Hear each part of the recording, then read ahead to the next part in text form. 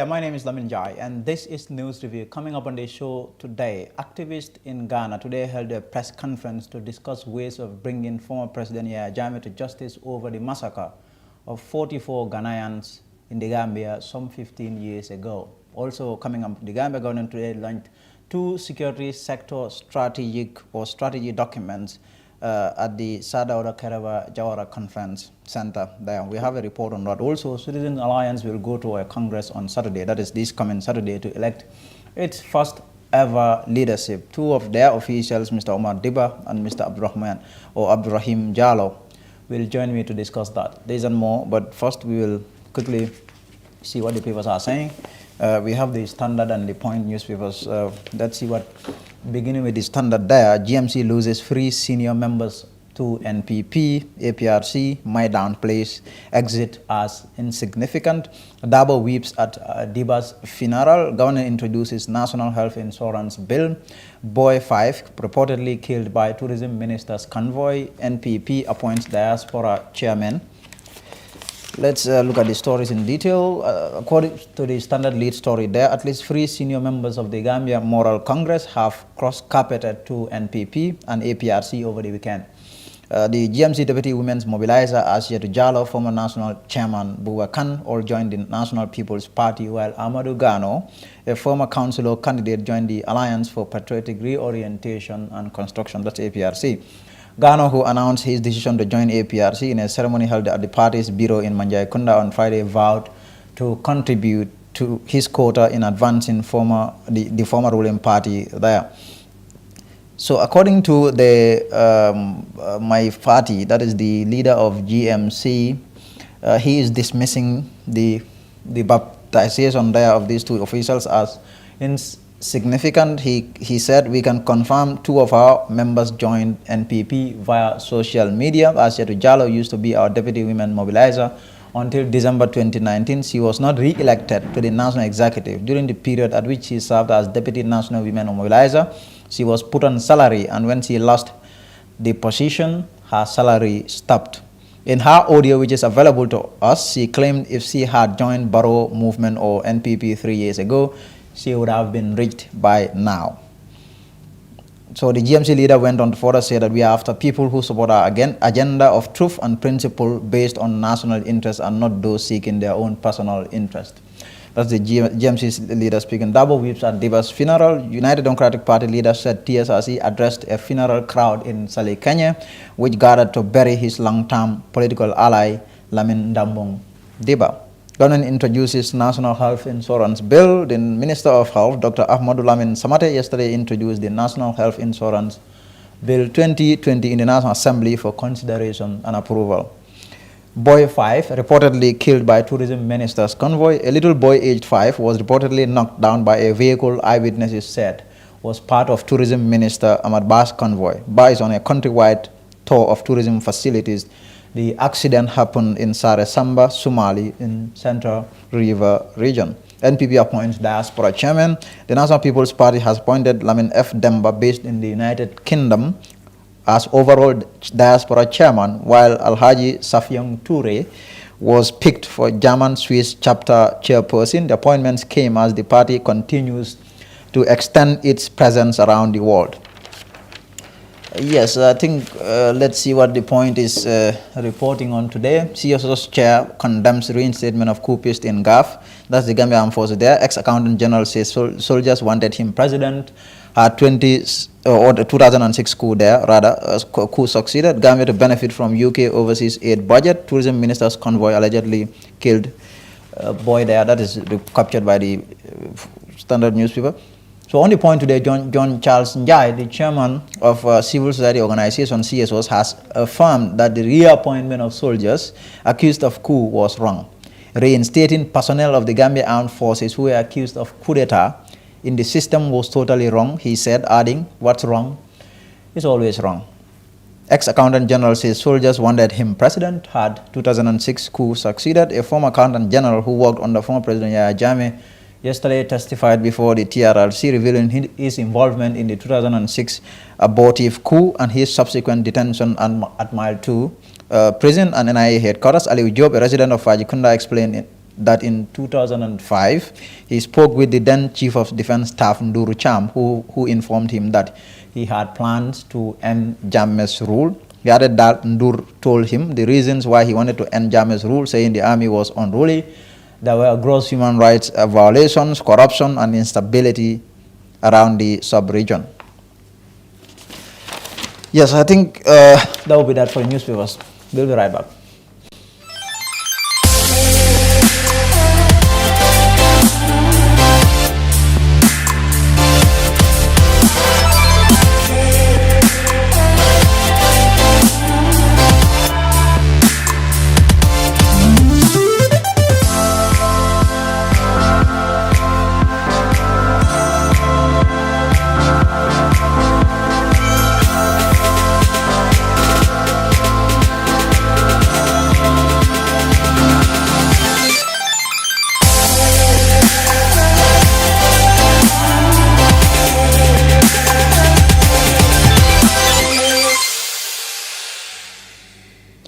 And now the show continues. Activists in Ghana today held a press conference to discuss ways of bringing former President Yahya Jammeh to justice over the killings of at least 44 Ghanaians some 15 years ago.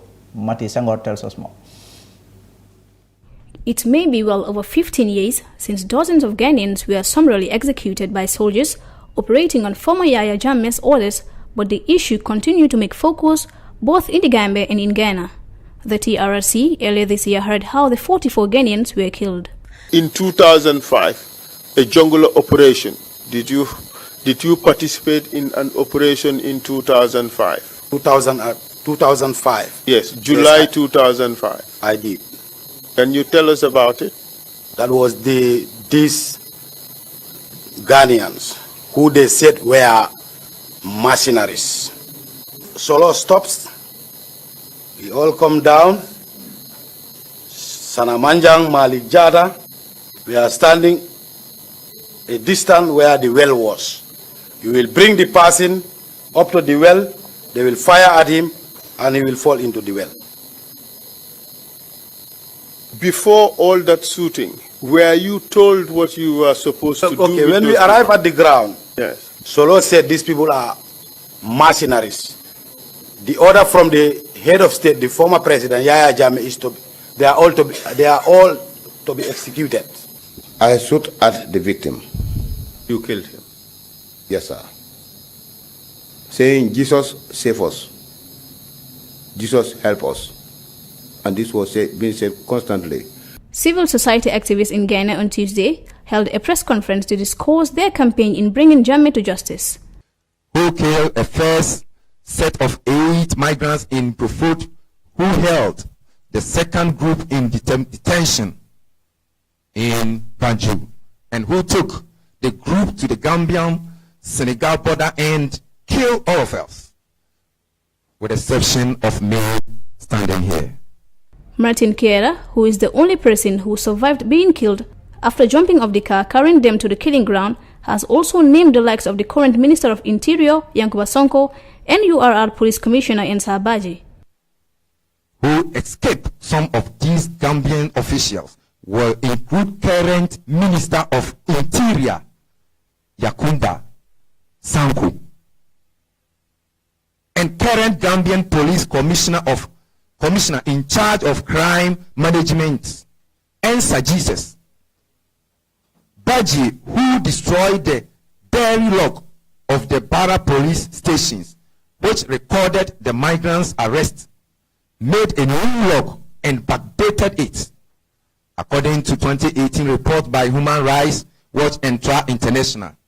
These officials also carried out a cover-up of unlawful killings of Ghanaians, other West African migrants before international investigation from the UN and ECOWAS arrived in the Gambia to investigate the unlawful killings.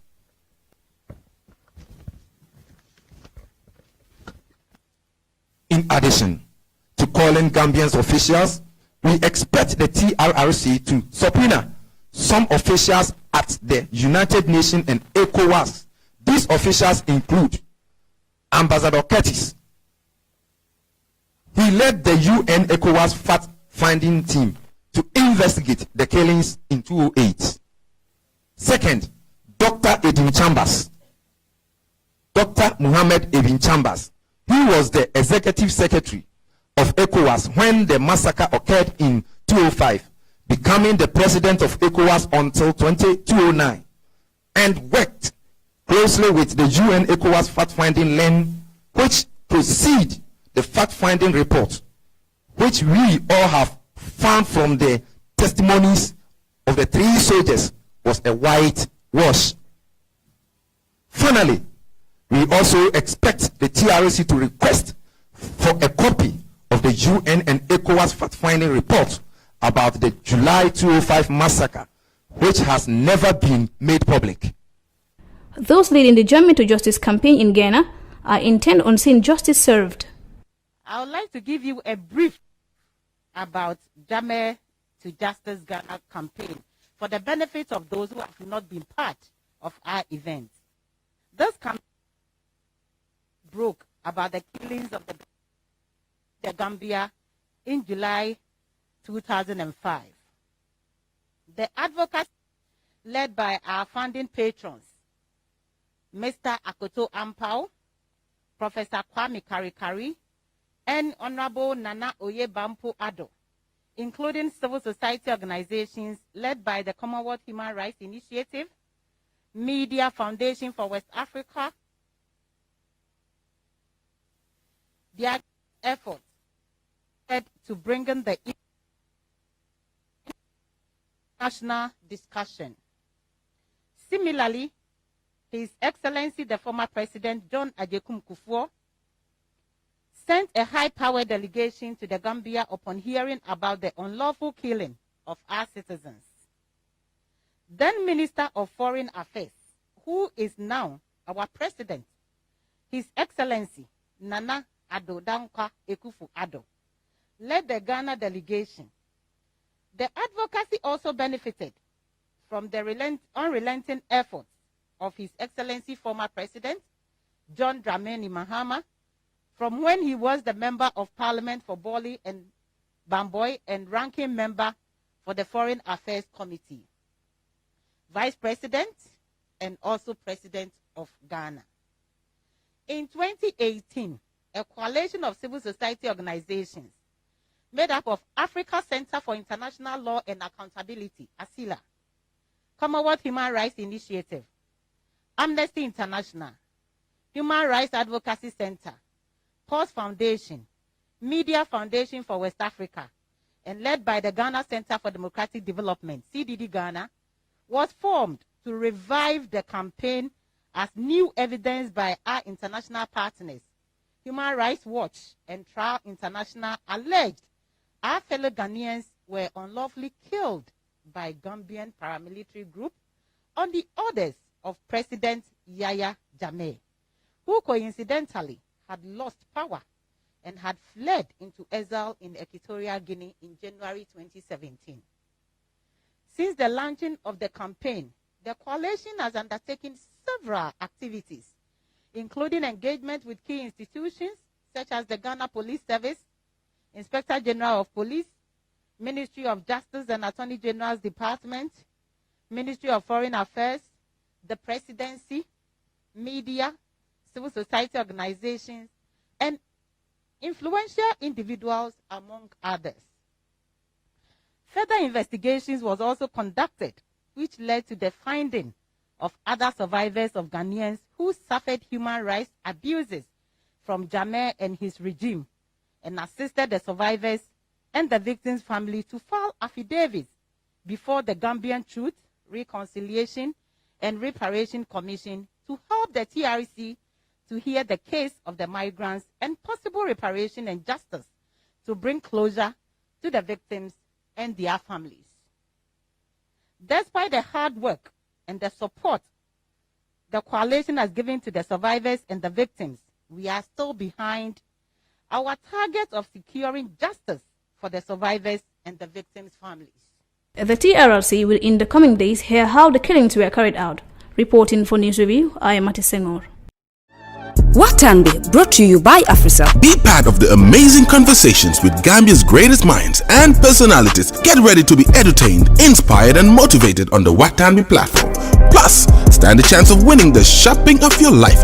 Call or SMS 1010 for $3 is only to win cash prizes and a free shopping spree. Join Watanbe live on GRTS and social media on Mondays and Fridays at 9 p.m. Kylie New Watan. Where Africell goes, nobody dares to follow.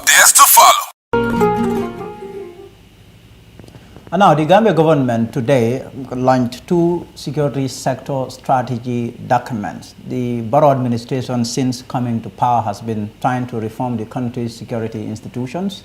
And these 2 documents are set to enhance that effort. Fatou Kamara tells us more.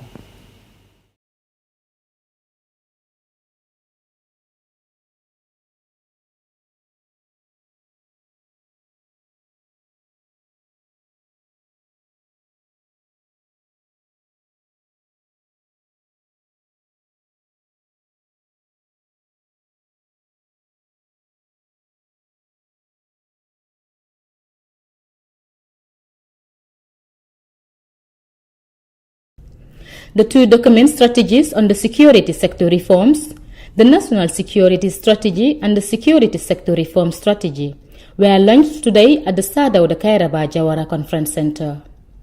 Present at the event was Mamadou Baji, the National Security Sector Reform Advisor, and he buttressed on the importance of security sector reform to making development efforts effective, particularly to the Gambia having looked behind the country's records. Security sector reform is crucial to making development efforts effective, in particular in our own context, having come from an authoritarian regime and forging ahead for reconstruction.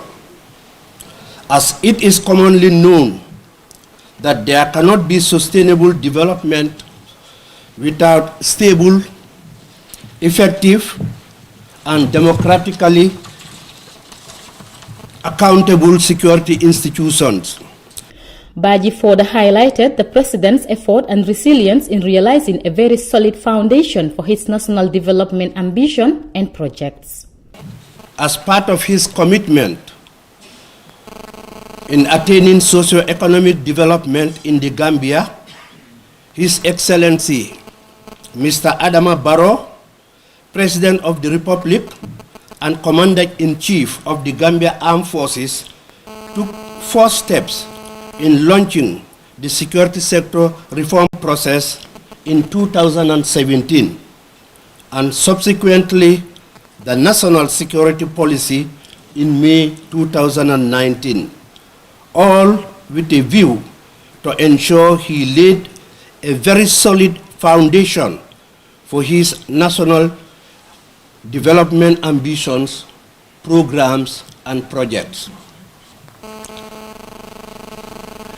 As part of his continued commitment, we are gathered here to witness the official launching of the National Security Strategy and the Security Sector Reform Strategy documents. The National Security Strategy is intended to serve as the overarching national strategy document in framing Gambia's pursuit for our national security. He further added that the strategic document specifies the country's national interests that must be protected. We looked into addressing the cross-cutting perennial challenges with a focus on gender, youth, and disadvantaged people. It is pertinent to inform you that this particular theme, gender equality, promotion, advancement of women in security sector, has been given its requisite priority, and it is currently leading in terms of implementation efforts. The strategies is also designed with overall objectives, missions, and visions to guide the security sector And finally, the priority areas have all got their objectives, the outcomes, inputs, and respective activities. Representing the UN family in the Gambia and partners was the United Nations Resident Coordinator Serafine Wakanda, who said the UN will continue to assist to the reform process. She further states that they will welcome a renewed commitment to the ownership and leadership of the process as declared by His Excellency the President of the Republic of the Gambia, Adama Barrow, during his visit to the UN Technical Assessment Team exactly an year ago in 2019. The relevance of the regional dimension of SSR is clearly illustrated by developments in sub-regions such as the Sahel and the West Africa. Such sub-regional organizations, we have the AU, the G5 Sahel, and the ECOWAS. They have assumed increasingly active role in shaping the SSR agenda. And what we see in the Gambia is a typical example. This will also strengthen our resolve to continue further assistance to the reform process.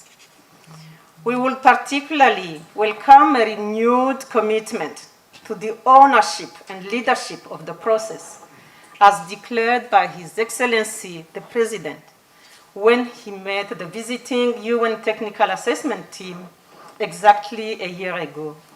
Wakanda went on to thank the leadership of the Gambia for taking courage to forge ahead despite the delays. Mr. Chairperson and distinguished ladies and gentlemen, whilst we recognize that in some instances, inevitable delays to occur in SSR processes, given their both technical and political imperatives, we encourage all stakeholders, especially national actors, to stay engaged in the process to achieve desired results. As we look forward to a fruitful implementation of these two key strategies, the UN and its international partners would like to encourage a meaningful and inclusive collaboration across the security sector with other ongoing reform processes, including strengthening the rule of law, human rights, and on transitional justice. Launching the documents on behalf of the President and Commander-in-Chief of the Gambia Armed Forces, Adama Barrow, was Honorable Dauda Jallow, Attorney General and Minister of Justice and Chairperson of the Security Sector Reform Steering Committee. Honorable said the Gambia government is aware of the country's record of human rights abuses and will do all it takes to see change, as he called on all partners to continue the support in realizing their aims and objectives. People have a right to know about issues governing their security. I will therefore implore on the Office of the National Security to improve on its publicity campaigns and interactions with civil society to keep them abreast of all important steps that are being taken in the SSR process. May I also urge all Gambians to be patient, as SSR is complex and delicate process and therefore cannot be done in a rush. Your Excellencies, distinguished ladies and gentlemen, security sector reform, as you may be aware, also requires a lot of resources and expertise. I would therefore appeal to our development partners to continue supporting the implementation of these strategies in making it a success. I would also like to seize this opportunity to express gratitude to the entire UN system, DCAF for sponsoring the launching ceremony, ECOWAS for supporting the drafting of NSS and SSR strategies. Sincere appreciation also is conveyed to the EU, the African Union, and all the other partners for their contributions and coordination efforts. Debts of gratitude are also owed to the excellent support team of the International Advisory Group and staff of the Office of the National Security for their dedication in ensuring that the two strategies are developed despite the challenges they are faced with. Finally, on behalf of His Excellency the President of the Republic of the Gambia and Commander-in-Chief of the Armed Forces and Chairperson of the National Security Council, Mr. Adama Barrow, it is my pleasure to officially launch the National Security Strategy and the Security Sector Reform Strategy documents. God bless the Gambia. God bless all of you. With the two documents,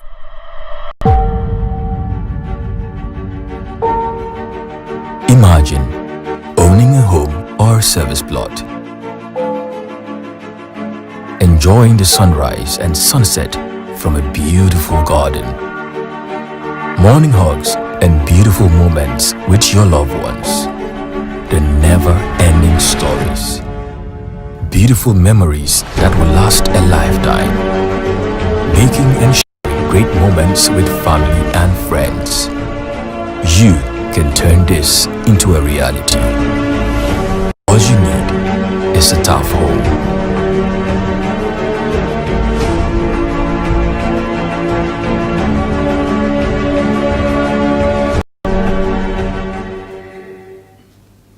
Welcome back. So it's Congress time for CA, Citizens Alliance, relatively new political party, in its search for new set of leaders, will this coming Saturday, conduct a Congress where it will officially churn out its very first set of leaders. How is it going to all look like? Well, I have two gentlemen of the party. They are officials of CA and they join me now. I have Mr. Omar Diba. I also have Mr. Abdul Rahim Jallo. Gentlemen, thank you for coming. Thank you so much. Mr. Diba. It's a pleasure to be with you. And Mr. Jallo. Thank you for having us. Great. So your party, CA, will be going to Congress this Saturday. This Congress, this is where officially or formally you will elect your leadership. What can you tell us about some of the things that you have done at the level of the party in the lead up to this very important event? Thank you very much. Citizens Alliance has done a lot in making sure that the Congress, which is the first Congress of the party, is held successfully. We've secured a venue for the place, which is going to be in Brikama. And then we have already established an electoral commission or electoral body that is going to administer the entire electoral process during the Congress. Logistically, we've also made arrangement to ensure that media houses are available for transparency purposes as a democratic party, of course. And then, in addition, we have also secured the presence of some IEC officials who will join us. And then a lot more arrangements have been done with women organizations as well, who will follow us later in the day to join us for the mind and rally of the party in Brikama. So basically, we've done a lot, and then a lot of grassroots preparations have been taking place chronologically to make sure that the event is successful. Mr. Jallo, Yes. since CA was formed, registered, cleared by the IEC, this is the very first time the party is holding such a democratic process. How important is this upcoming Congress? Yeah, thank you very much. This is very, very important because there is no political party. We have seen many political parties here that has imposed leaders. For many years it has been happening here. But CA, since the registration of the party, that is last November when we launched the party, we never wanted to just pick up a leader and impose him. We want to go through a normal democratic process where the party's supporters will have the access, they will have the right to choose their choice of leadership. This is why last month there was an open nomination where one can nominate himself or nominate somebody, and it was there for a period of 1 month, after which the committee that is set up by Citizens Alliance announced that the nomination has closed. So there were people who were nominated for a position, 6 or 7 people are nominated for one position. In other position, I think we have up to 13 people nominated for one position. But at the end, the electoral committee consulted these people and asked them if they are interested to go ahead, or else if they don't, let them decline if they wish.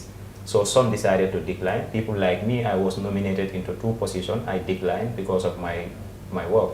But I am still an active member of the party. And I think this will tell well about the future of Citizens Alliance, wherein we did not just come and impose a leader, but we elect a leader in a Congress who in fact is elected by the majority.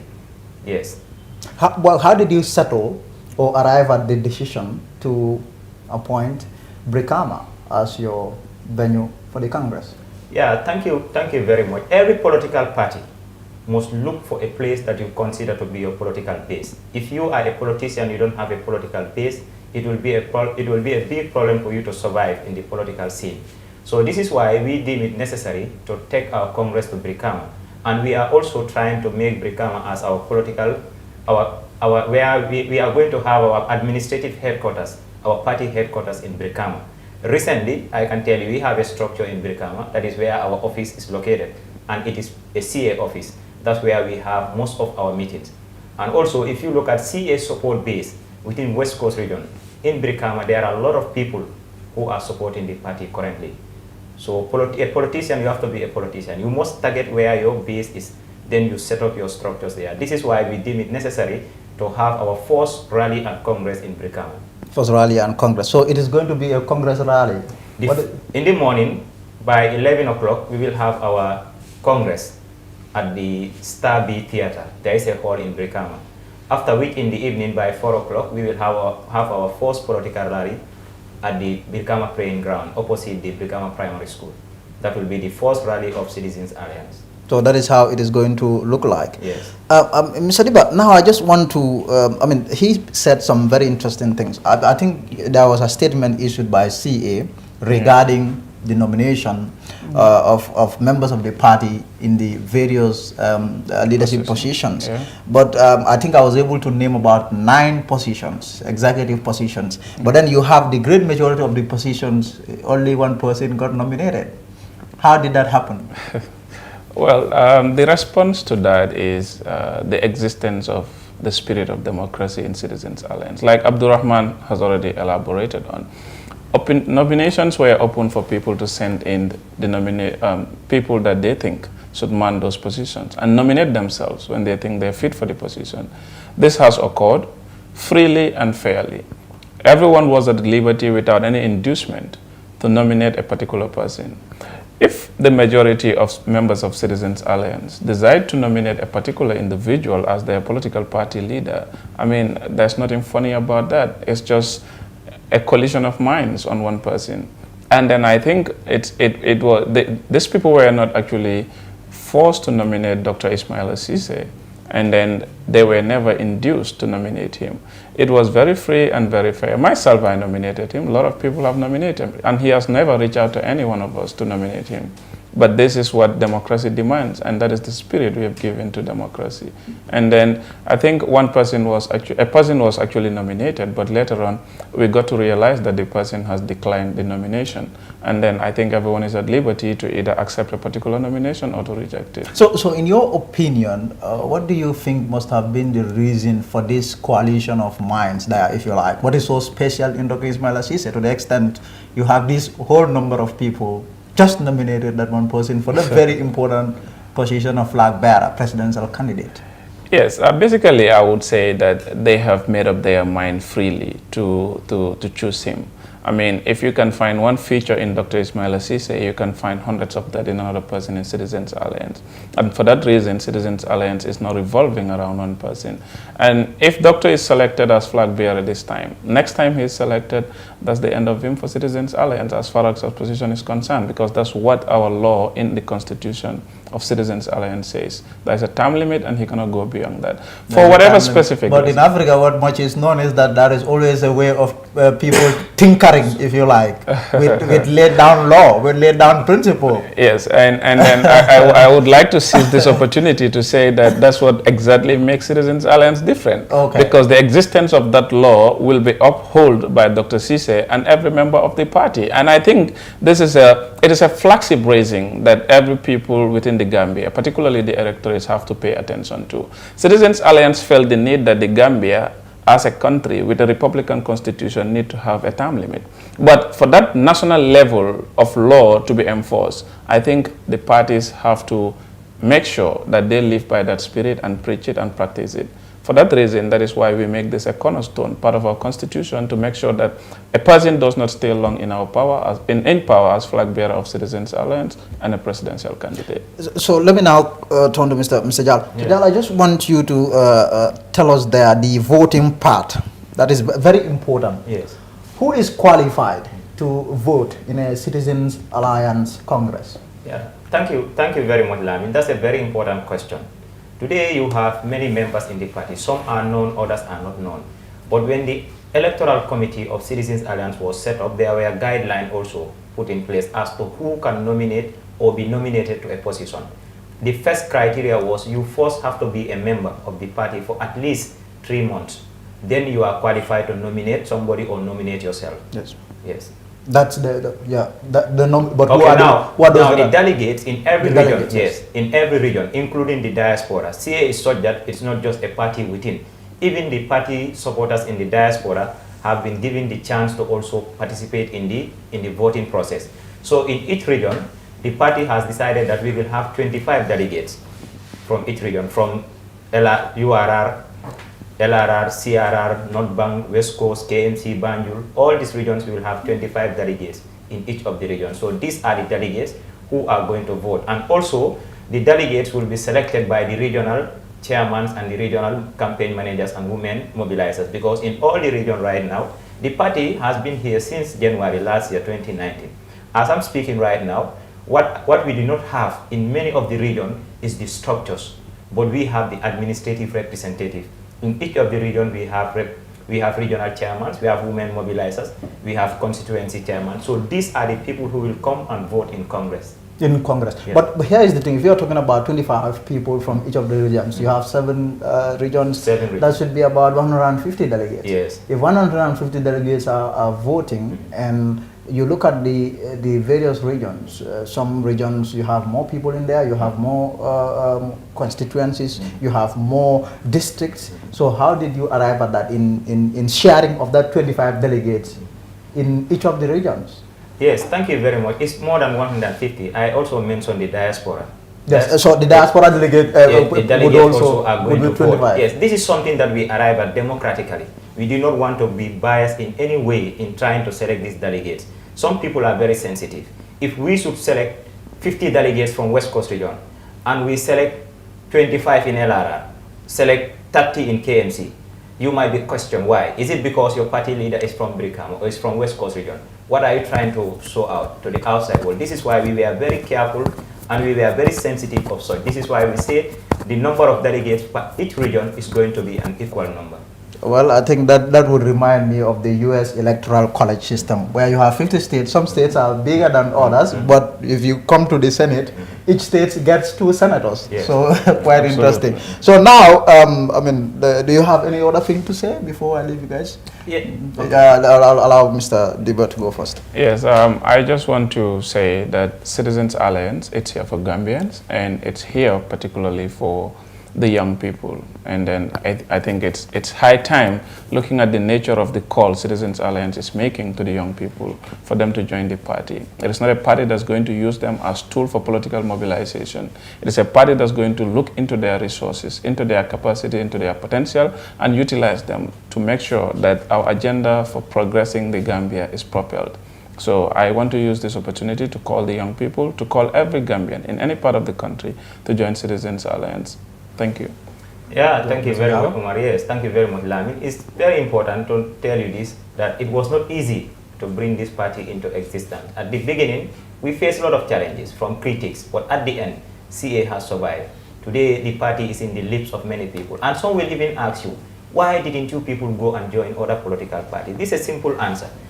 In 2016, we saw changes. We were thinking that those changes will create brighter future for people like you and I and all the young people in this country.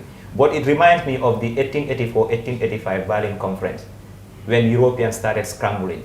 That is exactly what happened here in 2016. After the changes, we started people rushing to different places, fixing each other in institutions, embassies. At the end, the backway journey has started. So this is what led to the emergence of CA. And CA is a party that is not just going to stay here for 2021, or a party for 2021, or a party that is formed to go and join a coalition in 2021. No, this is a party that is going to stay in 100, 200 years. This is why people like me, I joined the party. Yes, and I would urge all youths who are also in this country, who are politically conscious and want Gambia, a better Gambia for tomorrow, to come and be part of CA. Thank you. Thank you, Mr. Jallow. Gentlemen, thank you for coming. You're welcome. Thank you very much. A pleasure Mr. Omar Diba and Mr. Abdul Rahim. Jalo, the officials of CA speaking to us there about their upcoming Congress billed for this Saturday in Brikama. That will be that for News Review today. Thank you for being there. We'll be back tomorrow. Until then, I am Lavin Jai.